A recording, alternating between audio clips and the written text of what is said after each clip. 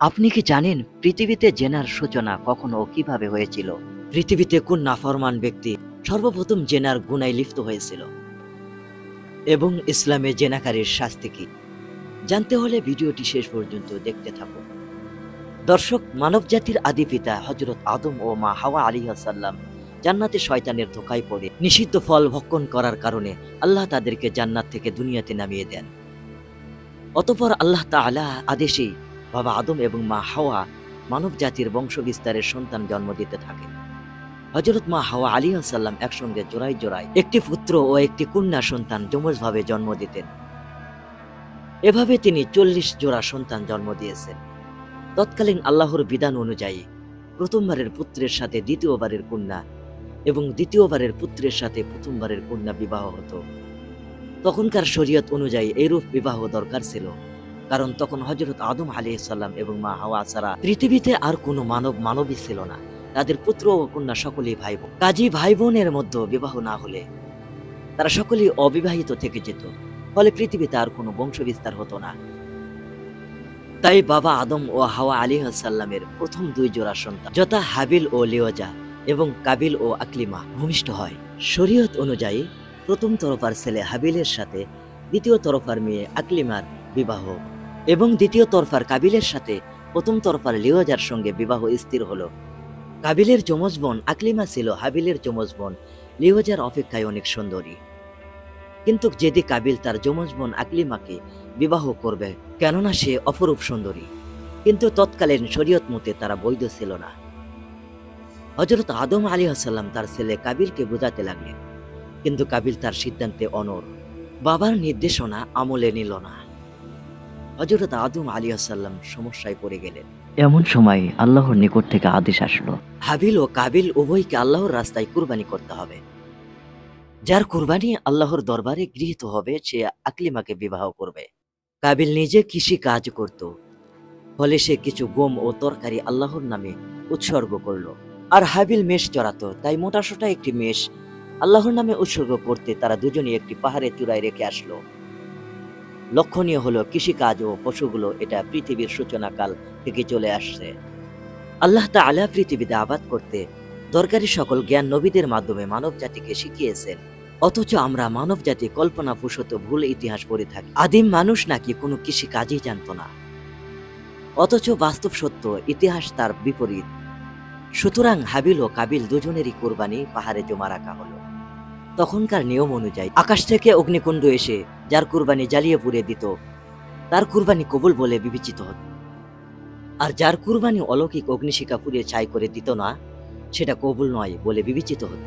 নিয়ম অনুযায়ী একটি অগ্নিশিখা এসে হাবিলের মেষটি পুড়িয়ে দিয়ে গেল, আর কাবিলের গম ও তরকারি যথারীতি পড়ে রইল। কাজেই হাবিল আকলিমাকে বিবাহ করবেন তা নির্ধারিত হয়ে গেল। হাবিল ছিল সহজ সরল প্রকৃতির এবং ধর্মপ্রাণ, আর কাবিল ছিল শয়তানের অনুগামী হিংসুক। কাবিলের কুরবানি কবুল না হওয়ায় তার মনে হিংসা উদ্বিগ্ন হলো। সে এতটাই উত্তেজিত হয়ে পড়ল যে ক্রোধের বশবর্তী হয়ে হাবিলকে হত্যা করার মনস্থ করল। কোরআনে আল্লাহ তাআলা ইরশাদ করেছেন, অতঃপর তার অন্তর তাকে তার ভাইকে হত্যার প্রতি উদ্বুদ্ধ করল এবং সে তাকে হত্যা করল, ফলে সে ক্ষতিগ্রস্তদের অন্তর্ভুক্ত হয়ে গেল। আর এটাই ছিল পৃথিবীর ইতিহাসে সর্বপ্রথম মানব হত্যা।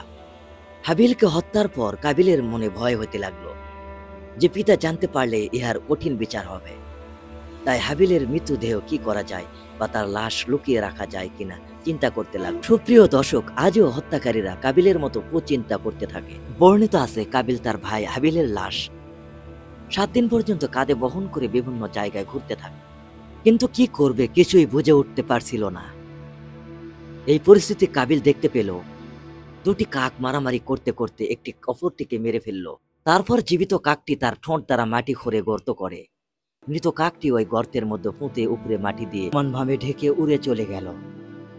কাবিল ব্যাপারটি মনোযোগ সহকারে প্রত্যক্ষ করলো আর ভাবলো, আমি যদি কাকের ন্যায় করি সেটা তো ভালোই হয়, আমার একটা কাকের সমানও বুদ্ধি নেই। অতঃপর সে কাকের প্রদর্শিত নিয়মে মাটি খুঁড়ে হাবিলের লাশ মাটির নিচে পুঁতে রেখে চলে গেল।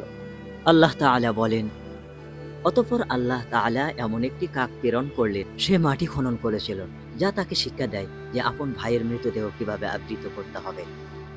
মাটিতে পুঁতে রাখার পর কাবিল বলল, আফসোস, আমি কি এই কাকের সমতুল্য হতে পারলাম না, যে আপন ভাইয়ের মৃতদেহ মাটি দ্বারা ঢেকে দেয়। অতঃপর সে অনুতাপ করতে লাগলো। অতঃপর কাবিল উক্ত নিয়মে নিজ ভাইয়ের লাশ গোপন করে ফেলল এবং সে নিজে খুবই লজ্জিত হয়ে গেল। পাপিষ্ঠ কাবিল বাড়িতে ফিরে এসে তার বোন আকলিমাকে নিয়ে বাড়ি থেকে পালিয়ে গেল। এদিকে বাবা আদম আলাইহিস সালাম হাবিলের মৃত্যুর খবর পেয়ে ভীষণভাবে দুঃখ পেলেন। অতঃপর তিনি নিখোঁজ হওয়া কাবিল ও আকলিমার সন্ধান করল, কিন্তু তাদেরকে খুঁজে পেল না।